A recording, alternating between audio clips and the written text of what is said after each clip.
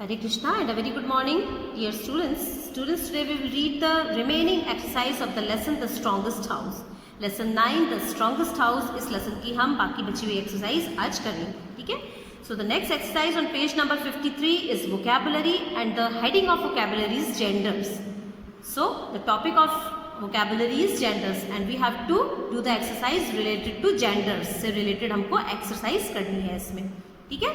Genders आप जानते होंगे, मैस्कुलाइन एंड फेमिनाइन जेंडर्स होते हैं। वर्ड्स जो मेल पर्सन को बताते हैं उनको मैस्कुलाइन जेंडर बोला जाता है और जो वर्ड्स फीमेल को बताते हैं उनको फेमिनाइन जेंडर बोलते हैं, ठीक है?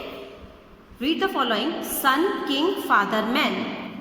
These words tell us about males. ये हमको किन के बारे में बता रहे हैं? मेल्स के बारे में बता रहे हैं। So they are of masculine gender. ये कौन से जेंडर हो गए? मैस्कुलाइन जेंडर हो गई।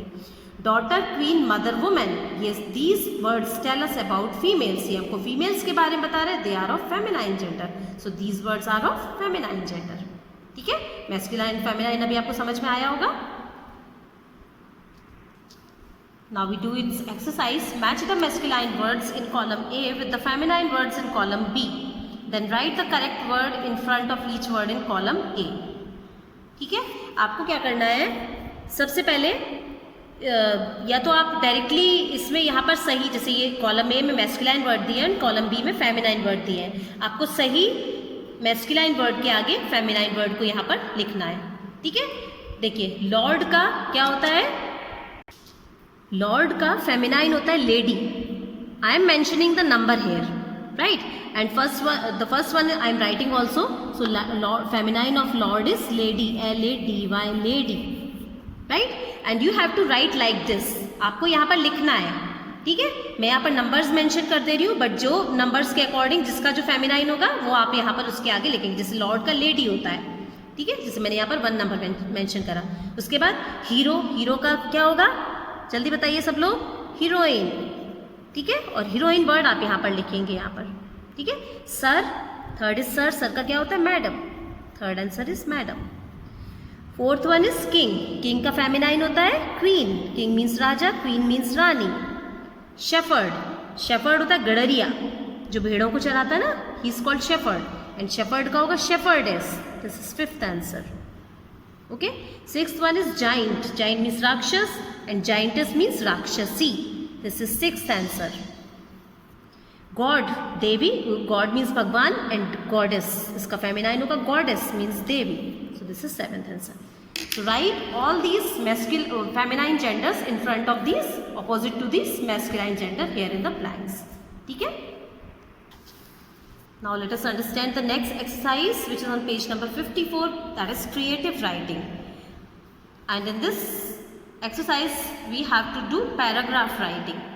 ठीक है? Creative writing में हमको paragraph writing करनी है. This is an important exercise to do. मतलब ये एक्सरसाइज को करना इसलिए इम्पॉर्टेंट होता है बिकॉज क्रिएटिव राइटिंग का मतलब होता है कि हमको अपने मन से सोच के लिखना होता है।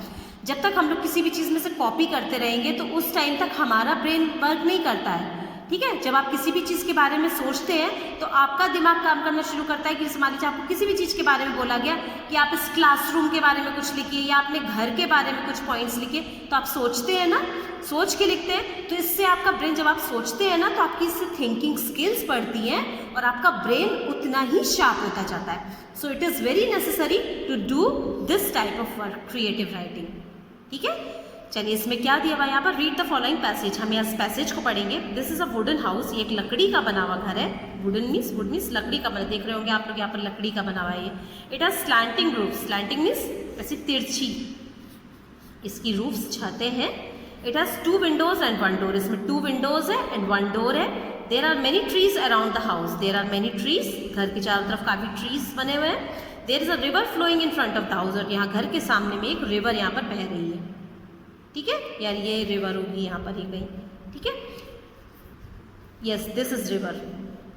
And now what you have to do, the exercise is look at this picture of this house, write 4 sentences about it, ठीक है? अभी जैसे आपने इस घर में, ये वाले घर की पिक्चर देखी, आपने देखा कि इसमें जैसे इसमें सिंपल यहाँ पर घर के बारे में लिखा हुआ है कि that this is a wooden house, it has slanting roofs, it has 2 windows and 1 door, और there are many trees around it and there is a river flowing in front of the house, है ना।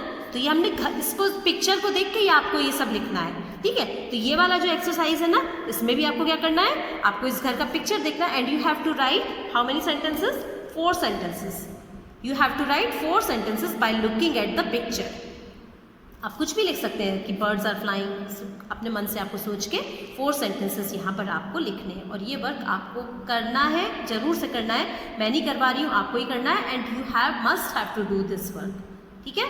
ये करके आप जरूर से मेरे को सबमिट करेंगे ये work, right. Now next exercise is story telling. So what is story telling? So the topic of storytelling is moral. Here we have to write that what we have learned from this story. हमने story से क्या सीखा? Do you learn any moral by this story? If yes, then explain it in your own words. आपने story से अगर कुछ moral लिया है तो आपको आपके words में उसको explain करना है. इसका आंसर मैं आपको बता देती हूँ. We learned that nothing is small. हमने ये सीखा कि कोई भी छोटा नहीं है इस दुनिया में. Nothing is small. Everything has its own value. हर किसी भी चीज़ की अपनी एक वैल्यू है. A bamboo being very weak did not break easily. Bamboo being very weak होते हुए भी वो आराम से नहीं टूटा.